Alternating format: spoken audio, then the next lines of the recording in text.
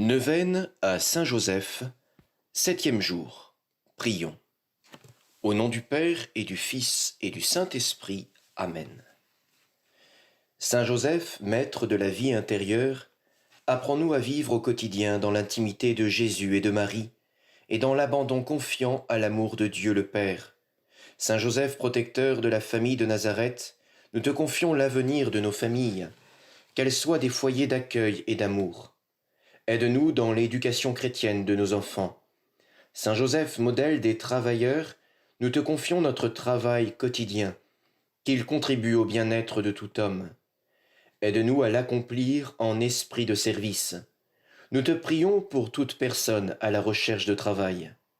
Saint Joseph, gardien fidèle de l'Église, à qui Dieu a confié la garde des mystères du salut, inspire les chrétiens d'être des témoins fidèles de l'Évangile, toujours et partout, au cœur du monde si douloureusement en quête de fraternité et de paix.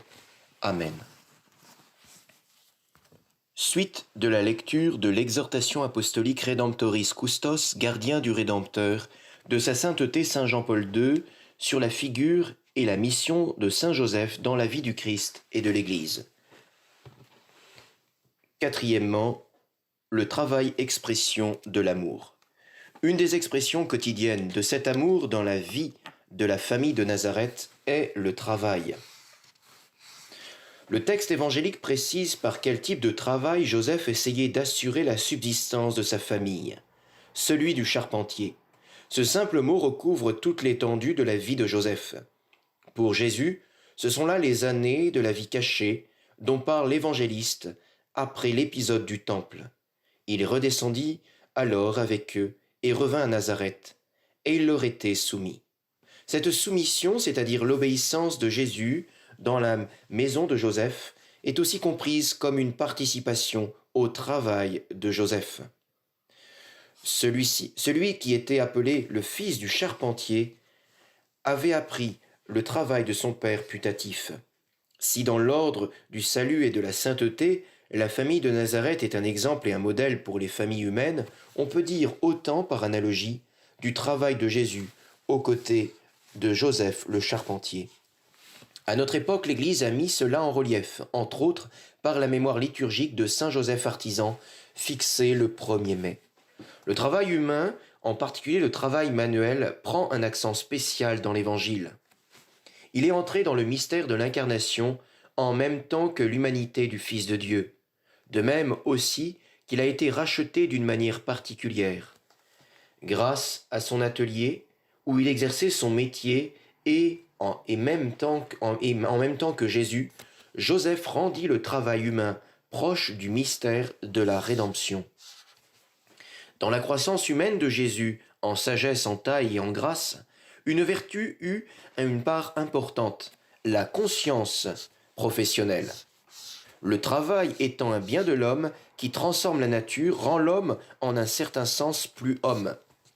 L'importance du travail dans la vie de l'homme demande qu'on en connaisse et qu'on en assimile les éléments, afin d'aider tous les hommes à s'avancer grâce à lui vers Dieu, Créateur et Rédempteur, à participer à son plan de salut sur l'homme et le monde et approfondir dans leur vie l'amitié avec le Christ, en participant par la foi de manière vivante à sa triple mission de prêtre, de prophète et de roi.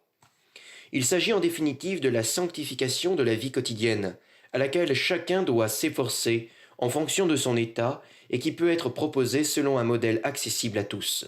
Saint Joseph est le modèle des humbles que le christianisme élève vers de grands destins. Il est la preuve que pour être de bons et authentiques disciples du Christ, il n'y a pas besoin de grandes choses. Il faut seulement des vertus communes, humaines, simples, mais vraies et authentiques. Prions. Je vous salue, Joseph, vous que la grâce divine a comblé. Le Sauveur a reposé entre vos bras et grandi sous vos yeux. Vous êtes béni entre tous les hommes, et Jésus, l'enfant divin de votre virginale épouse, est béni.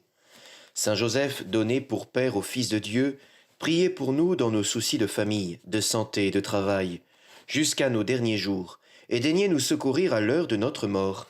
Amen.